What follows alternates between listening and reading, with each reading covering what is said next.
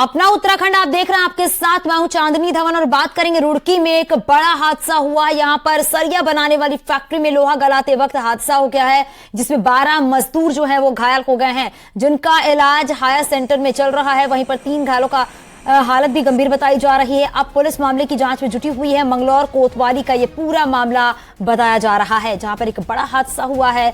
3 मजदूरों की हालत इस दौरान गंभीर बताई जा रही है। दरअसल सरिया बनाने वाली फैक्ट्री में ये पूरा हादसा हुआ है। बीती रात हुई भारी बारिश के कारण पिथौरागढ़ के बॉर्डर इलाकों में सड़कों का बुरा हाल हो गया है। मदकोट जौलजीबी रोड भारी बारिश के कारण कई जगह पर टूट गई है, जबकि धारचूला तवाघाट रोड में भी कई जगहों पर भारी लैंडस्लाइड हुआ है। बॉर्डर की अहम सड़कों के बंद होने से लोगों को आवाजाही करने में दिक्कतों का सामना करना पड़ रहा है। ये दोनों सड़कें बॉर्डर रोड ऑर्गेनाइजेशन यानी कि बीआरओ के अधीन है। 2 तस्वीरें आप देख रहे हैं। बारिश से सड़कें किस तरीके से खस्ता हाल हुई हैं और खस्ता हाल सड़कों की वजह से जो स्थानीय लोग हैं उन्हें दिक्कतों का सामना करना पड़ रहा है, क्योंकि मदकोट जौलजीबी रोड जो है वो कई जगह पर टूटी हुई है, लेकिन अभी तक मरम्मत नहीं हुआ है। धारचूला तवाघाट सड़क पर लैंडस्लाइड होने के बाद की तस्वीरें आप अपने टीवी स्क्रीन पर देख रहे हैं। आप सोचिए जरा, इस तरह के लैंडस्लाइड की तस्वीरें लगातार सामने आ रही हैं, लेकिन अगर वक्त रहते इन कामों को दुरुस्त कर लिया जाए तो जो स्थानीय लोग हैं उन्हें दिक्कतों का सामना ना करना पड़े, क्योंकि बारिश होने की वजह से जगह जगह सड़कें जो है वो खस्ताहाल हो चुकी हैं, लेकिन अभी तक उनको ठीक नहीं कराया गया है, जिससे कि बदहाल स्थिति देखने को मिल रही है यहाँ पर। और लगातार देखा जा रहा है क्योंकि कई जगह पे सड़कें जो हैं वो टूटी हुई हैं, और सड़कें टूटी होने की वजह से जो स्थानीय लोग हैं वो किस कदर परेशान हो रहे हैं। नैनीताल जिले में बुधवार देर रात जबरदस्त बारिश हुई है, जिससे कि कई सड़कों पर लैंडस्लाइड देखने को मिला है और रोड बंद हो गई। हल्द्वानी भीमताल रोड पर भारी मलबा आ गया है, जिसे पुलिस ने जेसीबी की मदद से हटवाया है और जाम में फंसी गाड़ियां निकाली गई है। दूसरी तरफ काठ गोदाम इलाके में नालों के किनारे रहने वाले लोगों को भी पुलिस अलर्ट करती हुई नजर आई है।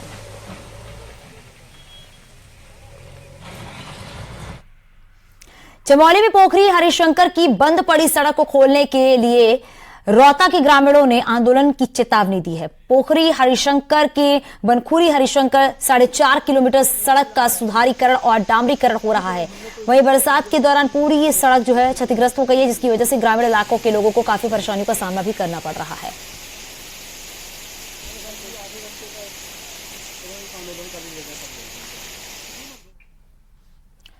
देहरादून से खबर मिल रही है, यूनिफॉर्म सिविल कोड कमेटी का कार्यकाल जो है वो फिर बढ़ेगा। कार्यकाल बढ़ाने का प्रस्ताव प्रशासन को भेज दिया गया है और 27 सितंबर को कमेटी का कार्यकाल खत्म हो रहा है। 27 मई 2022 को यूसीसी कमेटी बनी थी और अब तक 2 बार कमेटी का कार्यकाल बढ़ चुका है। हालांकि यूसीसी का ड्राफ्ट कमेटी तैयार कर चुकी है।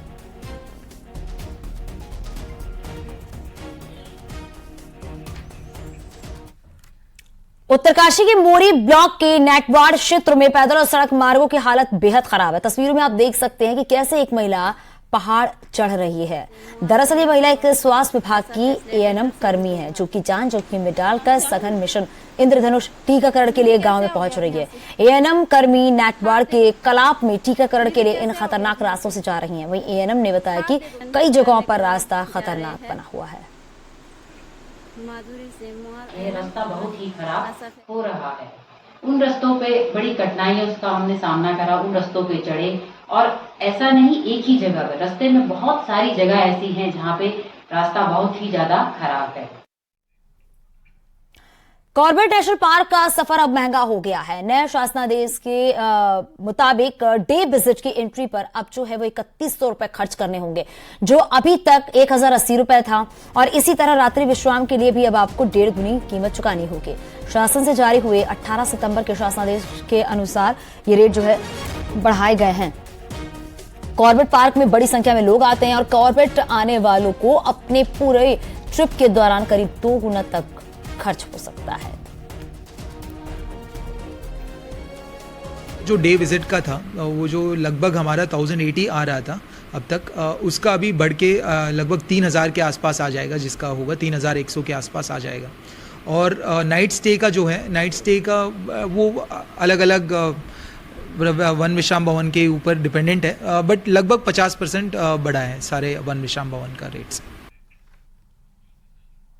कॉर्बेट टाइगर रिजर्व के बिजरानी और गार्जिया जोन इस बार 15 अक्टूबर को खोला जाएगा। कॉर्बेट प्रशासन का कहना है कि टाइगर कंजर्वेशन प्लान के मुताबिक इन दोनों जोन को 15 अक्टूबर से खोले जाने की बात हुई है और ऐसे में इस बार ये दोनों जोन जो है 1 अक्टूबर की बजाय 15 अक्टूबर से खुलेंगे। इसके साथ ही पार्क में नाइट स्टे की सुविधा भी 15 नवंबर से लागू होगी। ये टीसीपी के हिसाब से हमारा जो बिजरानी जोन और गर्जिया जोन है वो 15 अक्टूबर से खुलता है, तो हम इस बार भी वो 15 अक्टूबर से खुलेंगे। और एक और भी है इस बार ये है कि अधिक वर्षा के कारण अभी हमारा सारे रोड टूटे हुए हैं और बारिश अभी भी हो ही रहे हैं, तो हमारा मरम्मत कार्य में भी इतना टाइम लग ही जाएगा। तो दोनों को देखते हुए 15 अक्टूबर को खोला जाएगा बिजरानी और गर्जिया जोन।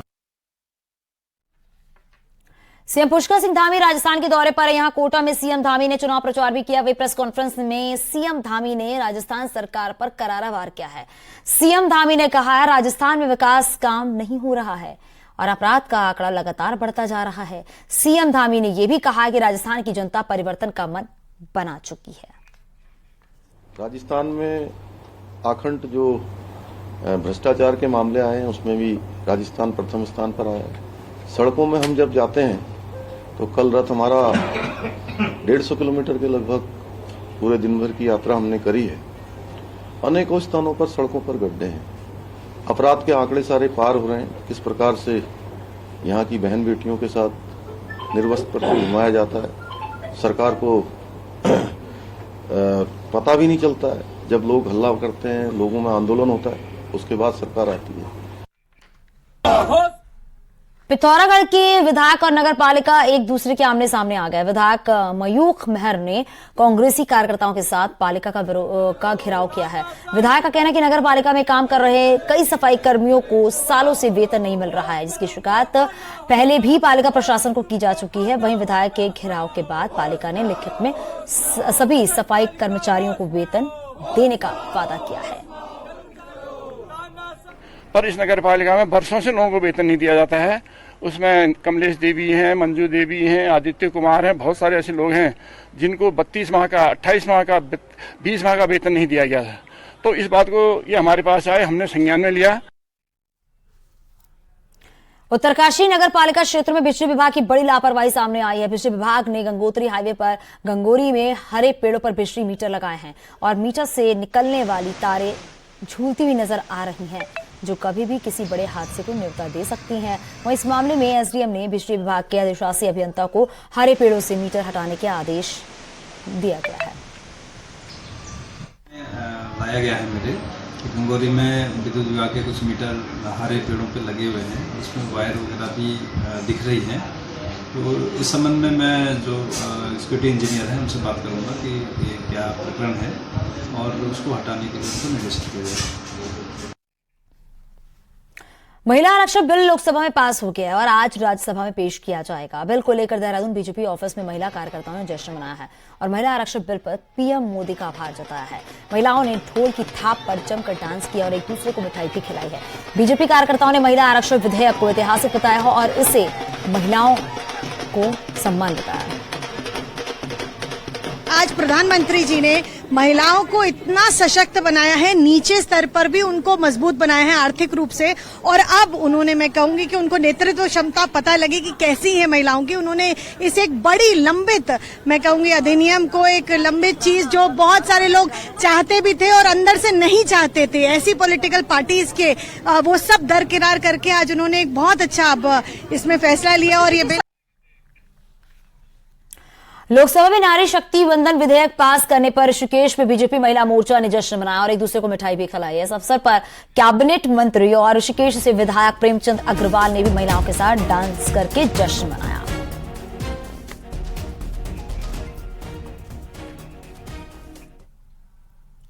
उत्तराखंड में पानी को लेकर कोई पॉलिसी न होने से भूजल के जमकर दोहन के मामले सामने आते रहे हैं। इसका विरोध भी होता रहा है और एक बार फिर ऐसा ही एक मामला पौड़ी गढ़वाल जिले में उठ रहा है, जिसको लेकर बीजेपी विधायक ने चिट्ठी लिख दी है।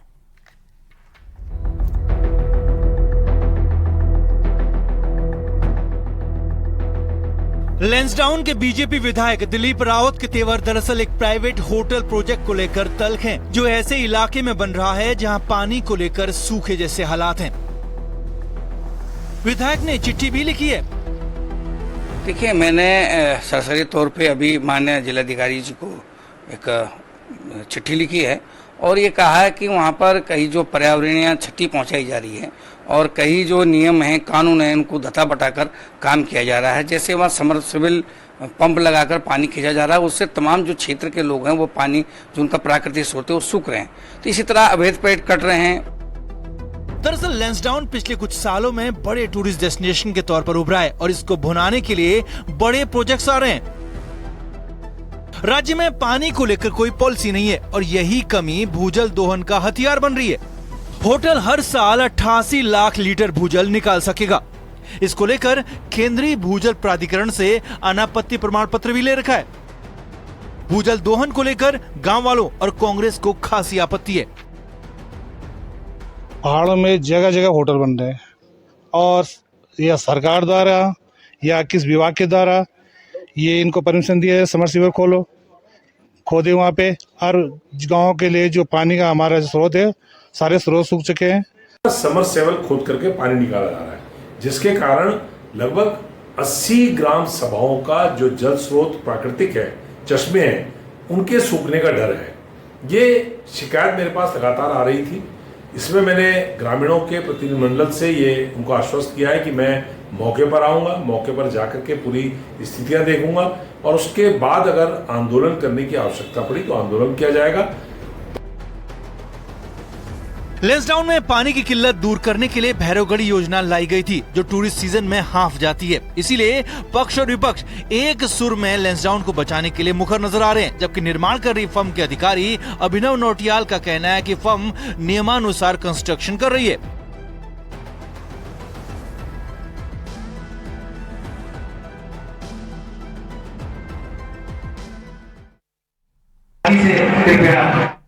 नैनीताल में नंदा महोत्सव का आगाज हो गया। बुधवार को राम सेवक सभा में इस महोत्सव का शुभारंभ किया गया। इस दौरान झोलिया नृत्य किया गया और साथ ही सांस्कृतिक दलों ने मंच पर रंग जमाया है। नैनीताल बाजार में निकली इस यात्रा के बाद राम सेवक सभा का दल कदली वृक्ष के नीचे के लिए रवाना हुआ है। कदली के पेड़ को पूरे शहर में घुमाया जाएगा आज और जिसके बाद मूर्ति निर्माण होगा और फिर 27 सितंबर को महोत्सव का समापन होगा। इस बार आयोजन को खास बनाया गया है ताकि विश्व धरोहर में महोत्सव शामिल हो सके।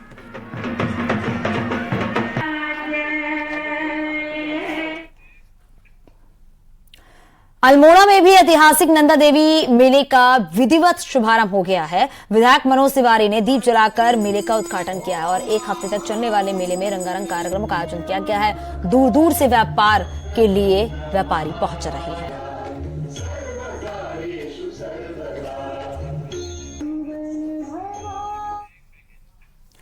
पहाड़ों में मेले धार्मिक आस्था और संस्कृति का प्रतीक होने के साथ ही आज भी मनोरंजन का बेहतरीन जरिया बने हुए हैं। पहाड़ वासियों के लिए इन मेलों का महत्व रत्ती भर भी कम नहीं हुआ है। आस्था और मनोरंजन को खुद में समेटे मोस्टामानों के मेले में आपको भी लेकर चलते हैं।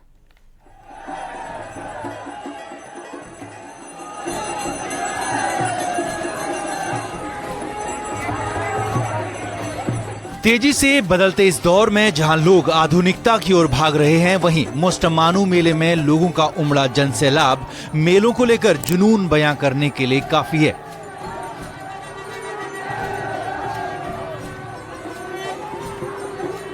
सदियों से पिथौरागढ़ में मनाया जा रहा मोस्टा देवता का ये मेला धार्मिक आस्था का पर्याय है।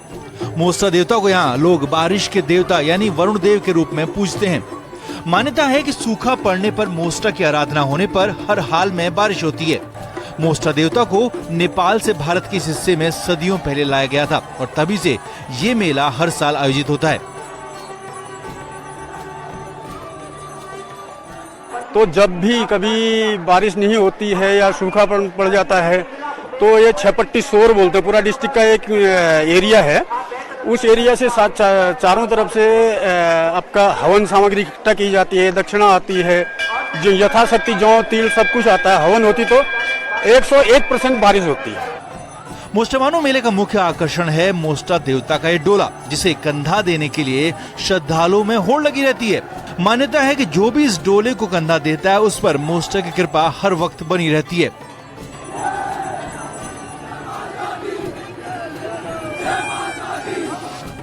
हर साल भादो महीने की पंचमी के दिन मोस्टा देवता का डोला निकलता है, जिसके दर्शनों के लिए लोग दूर दूर से आते हैं। मेले में ये भारी पत्थर भी श्रद्धालुओं की आस्था का केंद्र है। लोगों का विश्वास है कि जो भी सच्चे मन से मोस्टा के दरबार में आता है, सिर्फ वही इस भारी पत्थर को उठा पाता है। मेले का आकर्षण अब इस कदर बढ़ गया है कि विदेशी भी यहाँ पहुँचने लगे हैं। No, it's very interesting to come here and see. It's something very different from what I'm used to, so it's very interesting to see and beautiful. हर साल जब मैं आती हूँ, एक वो जो होता है वाइब वो हमेशा बनी रहती है। एकदम जो मौसम होता है वो यहाँ के बदल जाता है। इवन जो फॉरेनर लोग हैं वो भी इंजॉय करने आ रहे हैं इस चीज को, और जो लोकल्स हैं उन्हें काफी मजा आ रहा है, ताकि यहाँ पे बहुत ज्यादा भीड़ भी बढ़ चुकी है इस साल से। ये मेला पहाड़ के कृषि जीवन को तो दर्शाता है, साथ ही यहाँ के सांस्कृतिक इतिहास को भी बयां करता है। आधुनिक चकाचौंध में जहाँ लोग अपनी जड़ों से दूर होते चले जा रहे हैं, वहीं पहाड़ों में मेले परों पर उमड़ा ये जनसैलाब ये साबित करता है कि लोगों के लिए इनका महत्व आज भी बरकरार है।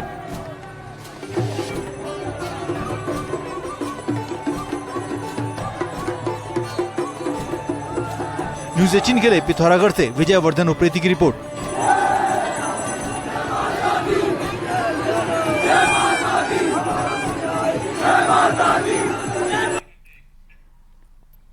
बागेश्वर के शामा के जिला पंचायत सदस्य हरीश एठानी की सदस्यता हाई कोर्ट ने फिलहाल फिर से बहाल कर दिया है, जिसके बाद हरीश एठानी ने बीजेपी पर राजनीति करने का आरोप लगाया है। उन्होंने कहा है कि कोर्ट से मुझे न्याय मिला है। आपको बताते चले कुछ समय पहले ही हरीश एठानी पर वित्तीय अनियमितताएं लगाते हुए उन्हें सदस्य पद से हटा दिया गया था। इसके साथ ही चुनाव लड़ने पर भी प्रतिबंध लगा दिया गया था, जिसके बाद हाई कोर्ट ने इस फैसले को रद्द कर दिया है। राज्य निर्वाचन के लिए निर्धारित करते हैं, उसके बाद निर्वाचन आयोग अधिसूचना जारी करता है, जबकि स्टेट को स्पष्ट कहा गया था कि आप वो नहीं करेंगे। उसके बावजूद हुआ, और आज माननीय न्यायालय ने जो सम्मान, जो सत्य को बारीकी से जो परखा है, आज कहीं ना कहीं मुझे बरी करने का काम किया है। उत्तराखंड में पिछले 5 साल में कम छात्र संख्या के चलते पहले ही 3000 स्कूल बंद हो चुके हैं, लेकिन अब राज्य के 179 अटल उत्कृष्ट स्कूलों पर भी ताला लगाने की तैयारी है।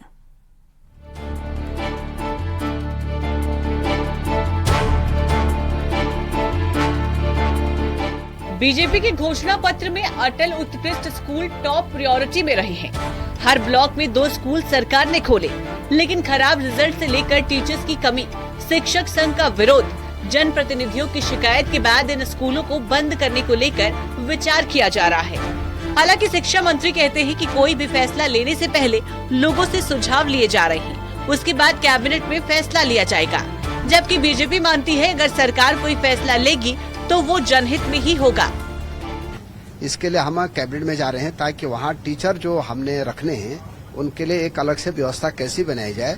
ये कैबिनेट निर्णय बहुत जल्दी हम रखेंगे इसको, और सबके सुझाव के बाद ही कोई अंतिम निर्णय जाए। जब कोई भी योजना लागू होती है, उसके कई जो परिणाम निकलता है, उन परिणामों पर चर्चा होनी आवश्यक है, और उस परिणाम के आधार पर, उस चर्चा के आधार पर कोई निर्णय होता है तो कैबिनेट उसके लिए स्वतंत्र है, और उद्देश्य एक ही है, अच्छी शिक्षा। अपने एजुकेशन मॉड्यूल को लेकर राष्ट्रीय स्तर पर पहचान पा रही आम आदमी पार्टी से जुड़े लोगों का कहना है कि ऐसा तभी होता है जब बिना प्लानिंग के कोई फैसला लिया जाए। व्यवस्था में सुधार करने के बजाय, कमियों को दूर करने के बजाय सीधा फॉर्मूला निकल रहा है कि स्कूल बंद करेंगे और फिर इन विद्यालय भवनों को शिशु मंदिर को देंगे। भाजपा के इस षड्यंत्र के खिलाफ हम सब लामबंद होकर के लड़ाई लड़ेंगे। अटल उत्कृष्ट स्कूलों को बड़े दावे के साथ शुरू किया गया था, लेकिन अब अगर ये स्कूल बंद होते हैं तो पहाड़ की शिक्षा व्यवस्था पर फिर से बड़ा सवाल खड़ा होना तय है। न्यूज़ 18 के लिए देहरादून से भारती सकलानी उनियाल की रिपोर्ट। आगे भी खबरें जारी हैं, छोटे से ब्रेक के लिए आप बने रहिए न्यूज़ 18 के साथ।